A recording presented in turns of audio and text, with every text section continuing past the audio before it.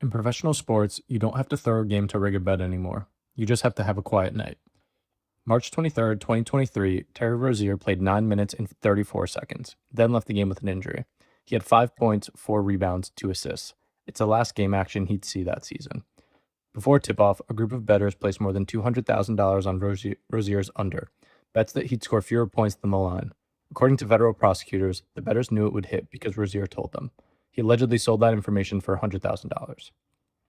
The NBA investigated Rozier for gambling violations. On January 30th, the league announced it found no violation of its rules. 9 months later, the FBI arrested him.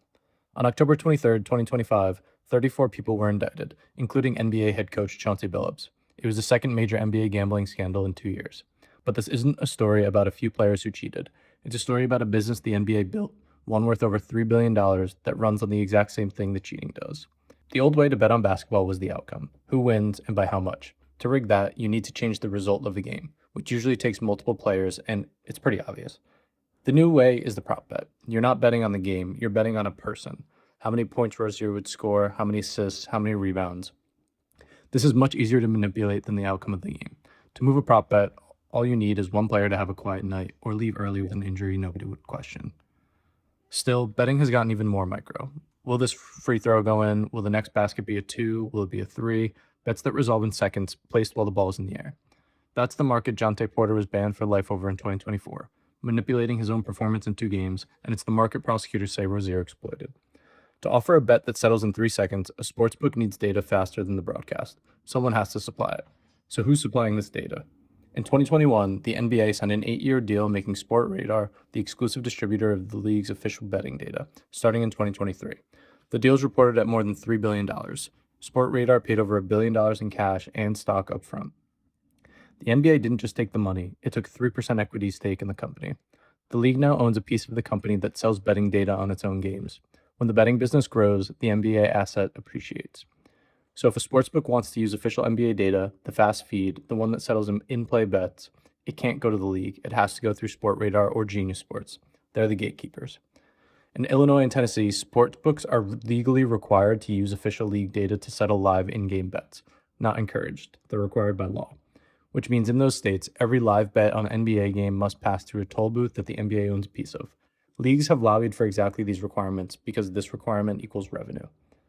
Data rights are only one line. The NBA also has a direct sports betting partnership with more than 20 sportsbooks. Its overseas data deal alone was reported at $250 million over 3 years. The value of that data comes from speed, because the fastest feed is the one that can settle microbets. The NBA worked deliberately to make its official feed the quickest available. So the league built the fastest possible pipeline for the bet type that requires only one player to have a quiet night, then sold exclusive rights for $3 billion, then took equity in the buyer. After the October indictment, the NBA's position was that the integrity of the game is not at risk and that the arrests show existing safeguards worked. The safeguards did flag something. The March 2023 Pelicans game had already been flagged by sportsbooks for irregular betting activity. Then the league investigated Rozier and announced no violation was found. The case was made by federal prosecutors, not by the NBA. The same organization is responsible for 2 things: policing the integrity of its game and maximizing the value of a betting data business it owns equity in. Those 2 jobs contradict one another. Aggressive enforcement means more scandals, more betting issues, which means regulatory pressure, which threatens their $3 billion asset. The incentive to look hard is fighting the incentive to look calm. These cases are still moving. Chauncey Billups pleaded not guilty. His trial is scheduled for November of this year. A former player and coach pleaded guilty in April, and additional charges, including bribery, were filed against Rozier in May. For decades, the NBA's public position on gambling was that it threatened the game. That position didn't change because the threat went away. It changed because money talks. And the prop bet made it possible to corrupt the game without fixing one. The demand for microbets made speed valuable. The league made its feed the fastest and sold these rights for $3 billion. And then took equity in the buyer, and in 2 states, helped make using that feed the law. The scandals aren't the system failing, it's what the system produces. If you want more breakdowns of where money actually is, subscribe.